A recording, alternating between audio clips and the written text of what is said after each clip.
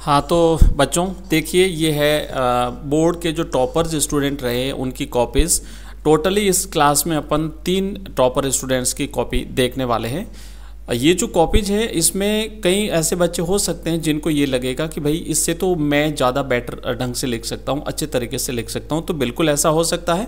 और कुछ बच्चों को जो है इसमें कोई डाउट्स जो है वो आपके यहाँ पे क्लियर हो जाएंगे सारे। निश्चित रूप से एक छोटी सी क्लास रहने वाली है, आप लोग इसे ज़रूर देखिएगा, तीनों कॉपीज़ को कम्प्लीटली देख लेना, बहुत कुछ चीज़ें आपको देखने को मिलेगी इसमें।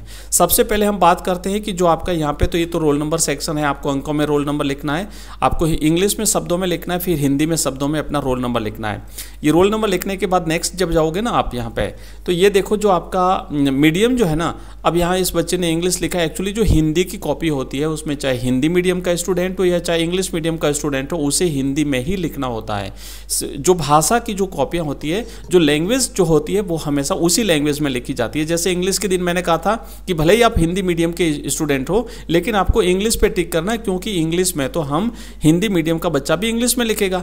और उसी तरीके से हिंदी की कॉपी में हिंदी भाषा की जिस दिन एग्जाम है उस दिन तो आपको हिंदी में ही लिखना है, तो आप हिंदी पे टिक करेंगे। वैसे अगर आप हिंदी इंग्लिश में किसी में भी करें तो इससे कोई नंबर नहीं कटेगा, लेकिन आपको ध्यान रखना चाहिए नियमानुसार आप ऐसा करेंगे। तो टिक कहाँ लगाना है? आपको हिंदी पे लगाना है। मैं इसे काट देता हूं, तो आपको हिंदी पे लगाना है टिक। अब चूंकि ये बच्चा इंग्लिश मीडियम का होगा, बाकी सब्जेक्ट में, हिंदी में तो नहीं हो सकता बाकी सब्जेक्ट में, इसलिए इसने हिंदी में यहाँ पे लिख दिया अपना डेन दे जो कुछ भी है वो सब लिखा है। और आधा नंबर इसका कटा है यहाँ पे राउंड फिगर में टोटल 80 नंबर है। चलिए देखते हैं इस बच्चे ने किस तरीके से क्वेश्चंस को सॉल्व किया है। अब देखो ये बच्चा इंग्लिश मीडियम का था ना, फिर भी आंसर तो हिंदी में किया ना अटेंडेंस ने, क्योंकि कॉपी में जो भाषा होती है, लैंग्वेज होती है, वो तो आपको उसी भाषा में करनी पड़ेगी। संस्कृत का है तो संस्कृत में लिखना पड़ेगा, उर्दू का है तो उर्दू में लिखना पड़ेगा, इंग्लिश का पेपर तो इंग्लिश में लिखना पड़ेगा, हिंदी का है तो हिंदी में लिखना पड़ेगा। तो इसने देखो सबसे पहले किया है क्वेश्चन नंबर 4, चौथा प्रश्न किया है। तो इससे ये है कि आप कोई भी क्वेश्चन अटेंड कर सकते हैं। आप चाहो तो सेक्शन वाइज पेपर को कर सकते हो, आप चाहो तो कोई भी क्वेश्चन नंबर डाल करके कर सकते हो। ठीक है, आंसर मैं नहीं पढ़ूंगा, केवल चीज़ें देख लेते हैं हम, एक ओवरव्यू पता चल जाएगा क्या क्या सारी चीज़ें हैं। तो ये जो क्वेश्चन था ना, इसमें इसने क्या किया है कि पॉइंट वाइज आंसर लिखा है। पहला पॉइंट हो गया, दूसरा पॉइंट हो गया, तीसरा पॉइंट हो गया, चौथा पॉइंट हो गया। तो इस तरीके से आप लोग भी ध्यान रखें, अगर कोई ऐसा क्वेश्चन है कि निम्नलिखित बातें हैं तो वो निम्नलिखित हैं तो वो कौन कौन सी है क्रम से बता दीजिए, 1 नंबर, 2 नंबर, 3 नंबर, 5 जितने भी हैं उतने। ठीक है, तो एक चीज़ तो ये हो गई। तो यहाँ पे देखो नंबर पूरे मिले हैं इसको, 2 में से 2। उसके बाद 5वां क्वेश्चन किया इस बच्चे ने, और यहाँ पे पत्रकारिता का अर्थ बताया है। उसके बाद फिर यहाँ पे देखो पत्रकारिता लेखन के अंतर्गत ये सारी चीज़ें बताई है। उसके बाद अब देखो यहाँ पे ना ब्लैक पेन से इसने लाइन खींची है, तो आप लोग लाइन ना खींचे तो चलेगा, आप बस 2 लाइनें छोड़ दीजिए। जैसे एक लाइन ये छोड़ी, एक और लाइन ये छोड़ी, आप 2 लाइन छोड़ दी, पर्याप्त है। उसके बाद क्वेश्चन नंबर फिर 6 इसने किया है, इसने यहाँ पे, इसको मैं काट देता हूँ, क्वेश्चन नंबर 6 है फिर। तो यहाँ एक बात और नोट करो कि कई बच्चे ये कहते हैं सर ब्लैक पेन से लिख सकते हैं क्या? तो अब आपका डाउट नहीं रहना चाहिए कि ये टॉपर स्टूडेंट रहा है, बोर्ड ने खुद ने अपनी साइड पे टॉपर स्टूडेंट की कॉपी इस तरीके से दिखाई है, और ये बच्चे ने क्वेश्चन नंबर ब्लैक पेन से लिखा है। यहाँ पे हेडिंग बीच बीच में जो है उसे लिखनी थी वो ब्लैक पेन से लिखी है, अंडरलाइन किया वो ब्लैक पेन से किया है, बीच में जो लाइन खींची है वो ब्लैक पेन से खींची है। इसका मतलब आप ब्लैक पेन से लिख सकते हैं, आपका कोई भी डाउट नहीं रहना चाहिए, और पूरे में से पूरे नंबर इसे मिले हैं। ये ब्लैक पेन से लिखा है इसने, सबने देख लो। अब नेक्स्ट 7वां क्वेश्चन फिर इसने ब्लैक पेन से लिखा है, तो यहाँ पे ये क्वेश्चन नंबर डाल दिया, अपना आंसर लिख दिया, उसके बाद 2 लाइनें खाली छोड़ दीजिए। ये 8वां क्वेश्चन किया है, और नंबर आप देख सकते हैं 2 में से 2, 2 में से 2 है ना। आंसर इसका देख लीजिए, भाषा शैली इसकी लिख दीजिए, भाषा इसकी देख लीजिए। और उसके बाद 9वां क्वेश्चन किया, फिर 2 में से 2। उसके बाद देखो 10वां क्वेश्चन किया है जिनेंद्र कुमार, परचेजिंग पावर वाला, फिर 2 में से 2। उसके बाद आगे बढ़ेंगे, मैं टोटल 3 कॉपीज दिखाऊंगा, ये एक कॉपी देख रहे हैं। नेक्स्ट अपन जस्ट उसके तुरंत अभी इसमें दूसरी एक ही क्लास में तीनों कॉपीज देख लूँगे।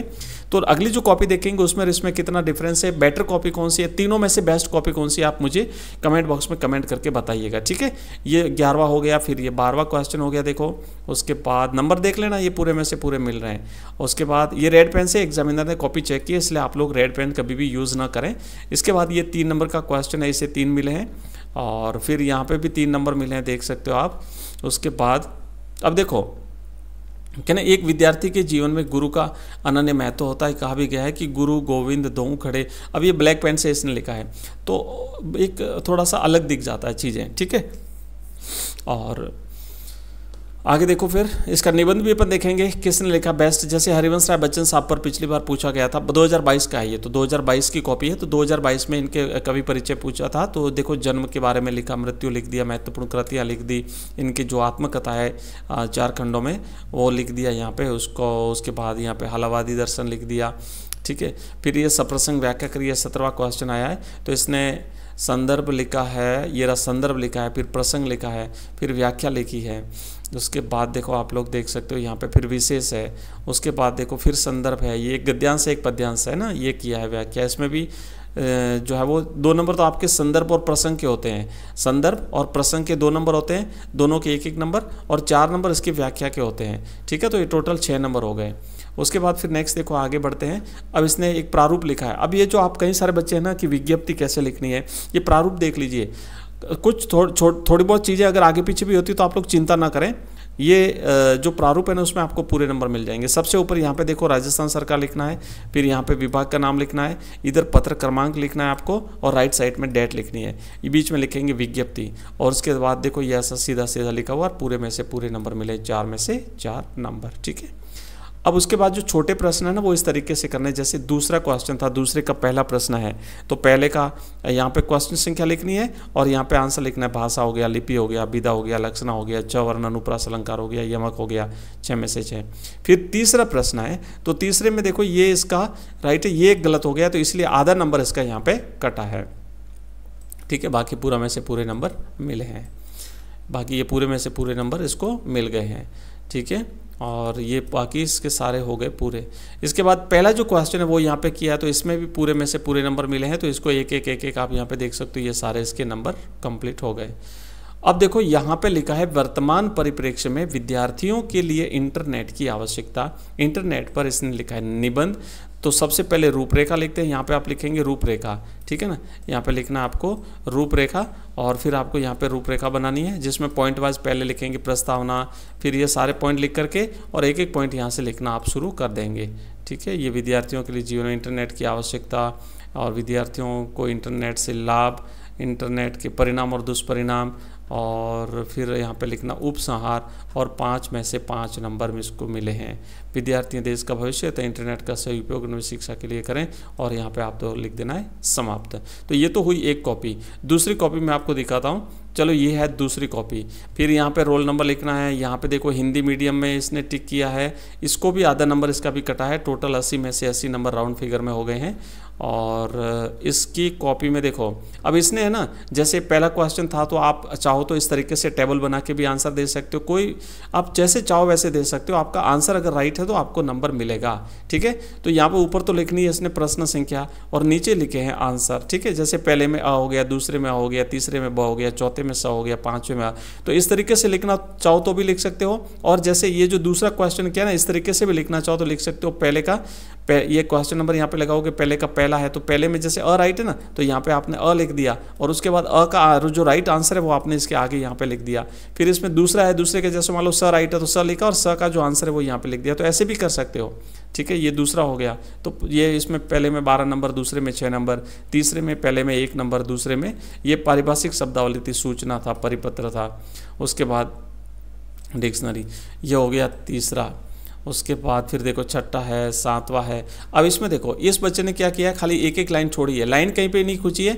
जैसे एक प्रश्न पूरा हुआ और दूसरा शुरू किया, उसके बीच में एक लाइन छोड़ दी है। इसने कोई दूसरी पेन का यूज़ नहीं किया है, केवल इसने ग्रीन पेन से, इसने ब्लू पेन से जो है वो आंसर इसके सारे लिखे हैं। अब इसने खंड वाइज भी किए, तो यहाँ जैसे खंड ब लिखा है, तो आप चाहो तो खंड वाइज करो, जैसे चाहो वैसे कर सकते हो, कोई इसका जो है वो ज़रूर नहीं होता कि आप किस टाइप से करेंगे, ठीक है। तो ये यहाँ पे ये हो गया, ये दूसरा प्रश्न, ठीक है। राइटिंग भी ठीक ठाक है इसकी, बस पढ़ सकता है एग्जामिनर आराम से, कोई इश्यू नहीं है, अच्छी राइटिंग है, ज़्यादा सुंदर तो नहीं है बट ठीक है, मतलब पढ़ लेंगे इसको। ये इसका जो है संदर्भ हो गया, प्रसंग हो गया, और बीच में पेज भूल में छूट गया। अब देखो कई बार क्या होता है, जैसे भूल से छूट गया ना, तो बच्चे ने लिख दिया बीच में छूट गया है, पीटीओ लिखना जरूरी है। ये मैं तो कहता हूँ ना, हर पेज पे लिखिए, जो भी आपके राइट हैंड साइड का जो पेज होता है, जैसे इस बच्चे ने यहाँ पे लिखा है ये पीटीओ, इससे क्या रहता है, एग्जामिनर को पता रहेगा कि भाई आगे भी इसने किया है। कई बार जैसे 5-7 लाइनें, आधा पेज कई बार खाली रह जाता है, तो एग्जामिनर फिर आगे नहीं जाता, तो आप लोग लिख दें प्रत्येक पेज पे ना, प्रश्न 17 संख्या प्रश्न का उत्तर अगले पेज पर 10 पर दिया हुआ है। अब देखो फिर यहाँ पे पीटीओ, फिर बीच में पेज। अब ये इस मेरे हिसाब से शायद दोनों पेज चिपक के होंगे, तो इस बच्चे के छूट गए, और बाद में जब इसे इसने एक बार फिर से देखा होगा ना, तो वहाँ पे इसे पता चला, तो इसने लिख दिया है ऐसे प्रश्न संख्या पीटीओ। अब देखो यहाँ पे फिर ये व्याख्या करिए, तो आपको नंबर पूरे मिलेंगे ना, ऐसा नहीं कि छूट गया पेज तो कोई नंबर कटेंगे, नहीं कटेंगे। इसके बाद देखो, अब ये विज्ञप्ति इस बच्चे ने भी करी है, तो यहाँ पे माध्यमिक शिक्षा लेखा। आप चाहो तो यहाँ पे ऊपर फर्स्ट जो लाइन है उस पर लिख सकते हो राजस्थान सरकार, उसके बाद माध्यमिक शिक्षा लेखा। कोई लाइन वाइन नहीं छोड़नी है। आप लोग जैसे बच्चे कहते हैं सर लाइन कहाँ छोड़ें, बिल्कुल नहीं छोड़नी है आपको लाइन, कोई जरूर नहीं है लाइन छोड़ना। यहाँ पे हर एक लाइन में लिखना है। पहली लाइन में आपने लिख दिया, दूसरी लाइन में विभाग का नाम लिख दिया, कार्यालय का नाम लिखा। यहाँ पे लेफ्ट साइड में हमेशा पत्र का क्रमांक लिखा जाता है, राइट साइड में दिनांक लिखी जाती है। खाली दिनांक लिख के छोड़ना नहीं है, दिनांक करके और फिर आप जो तारीख है ना, आप अपने एग्जाम की आप 13 मार्च 2024 लिख देना, विज्ञप्ति लिखना है। तारीख यहाँ पे नीचे नहीं लिखनी। जैसे इस बच्चे ने नीचे लिखी भी है ना, तो कोई नंबर पूरे मिले हैं, थोड़ा सा आधा नंबर इसका कटा है, ध्यान रखना। यहाँ पे आधा नंबर कटा है, तो आप लोग थोड़ा ध्यान रखिएगा इन प्रारूपों का। यहीं पे दिनांक लिख के इसी लाइन में सीध में लिखना होता है। ये पूरी जो लाइन होती है, एक तरफ क्रमांक आता है, राइट साइड में दिनांक आती है, ठीक है। इसमें आधा नंबर कटा है। इसके बाद देखो बढ़ती महंगाई पर जीवन, तो इसने इस पर लिखा है बढ़ती महंगाई पर, तो ये प्रस्तावना हो गई। उसके बाद ठीक है, राइटिंग ठीक ठाक है, कुछ खास अच्छी नहीं है, लेकिन फिर भी नंबर जो है वो मिले हैं पूरे, ठीक है। ये समाप्त। एक और कॉपी देखते हैं, चलो नेक्स्ट कॉपी जो है ये हमने देख ली है, इसको देख लेते हैं। ये इसको भी देख चुके हैं, और ये कॉपी बची है शायद, हाँ इसको देख लो। तो ये जो कॉपी है इसमें भी ये हिंदी हो गया, यहाँ पे सारा लिख दिया। इसके 80 में से 80 है, इसका कोई नंबर नहीं कटा है भाई, बिल्कुल आधा नंबर भी इसका नहीं कटा है। तो इसकी कॉपी देखो, हाँ इसकी खंड अ इसमें है ना, बड़े बड़े अक्षरों में देखो लिखा है पहले का अ। अब देखो तीनों में अलग अलग चीज़ें देखने को मिल रही है। इसने क्या किया, जो फर्स्ट है ना, फर्स्ट का पहला जो है, पहले का जो ऑप्शन अ राइट है, तो अ का उत्तर क्या है, सुख और दुख, वो यहाँ लिख दिया। फिर दूसरा है, दूसरे का भी अ राइट है, तो अ में क्या ऑप्शन है, जिसका मन वश में हो, यहाँ पे लिख दिया। फिर तीसरा ब है, इसमें यहाँ पे लिख दिया, और प्रत्येक में इसने दो लाइनें खाली छोड़ी है। तो ऐसे साफ साफ लिखे, आराम से लिखें, बढ़िया से लिखें। कहीं तो 3 लाइनें छोड़ दी, आप एक लाइन छोड़ दें तब भी बरोबर है ना। और इसने भी ब्लैक पेन का यूज़ किया, देख सकते हो ना आप, यहाँ पे ये पूरा ब्लैक पेन से इसने क्रम संख्या लिखी है। चलो आगे बढ़ते हैं, देखते हैं। ये सारा इसने क्रम संख्या यहाँ पे ब्लैक पेन से करी है, और पहले में इसको 12 में से 12 नंबर मिले हैं।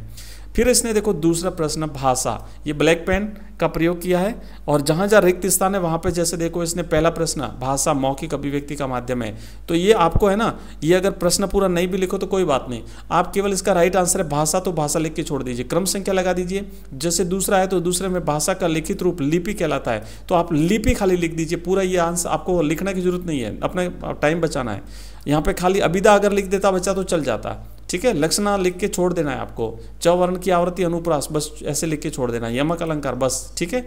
तीसरा नोटिस का सूचना, सर्कुलर का परिपत्र, शब्दकोश का डिक्शनरी, इंटरनेट पत्रकारिता, देखो इसने लिखा ब्लैक पेन से, इसने जो है वो सारी चीज़ें यहाँ पे लिख दी है।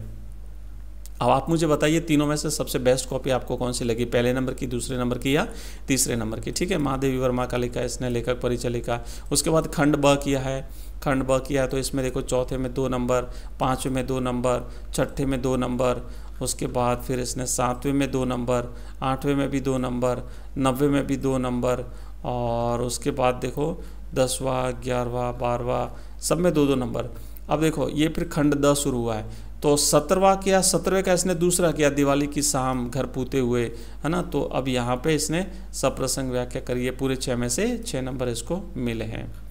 उसके बाद विशेष लिखा है, फिर ये दूसरा किया है कुछ देर, और इसके बाद ये किया है, ठीक है।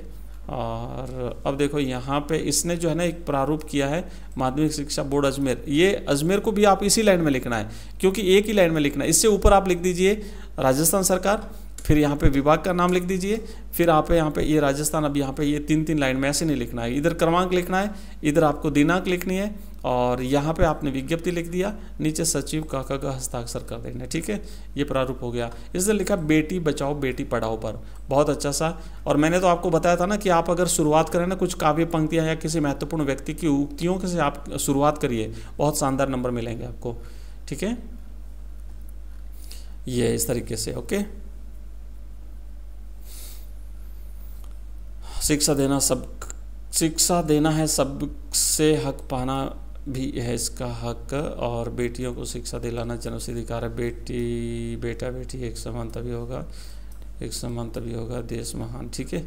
और इसके बाद इसने खंड स किया है, तो स इसने लास्ट में किया है। आप कहीं भी किसी भी क्वेश्चन को कर सकते हो, क्रम संख्या का ध्यान रखना है बस, ठीक है। ये है लास्ट हुआ क्वेश्चन और हरिवंश राय बच्चन साहब का लिखा है इसने, और इसी के साथ समाप्त लिखा है। अब यहाँ पे जैसे इसने रोल नंबर लिखा है, ये नहीं लिखना आपको, यहाँ पे कुछ नहीं लिखना, बस खाली समाप्त लिख दीजिएगा, ठीक है। तो ये थी 3 कॉपीज हमने देखी हैं। थैंक यू, बाय, धन्यवाद।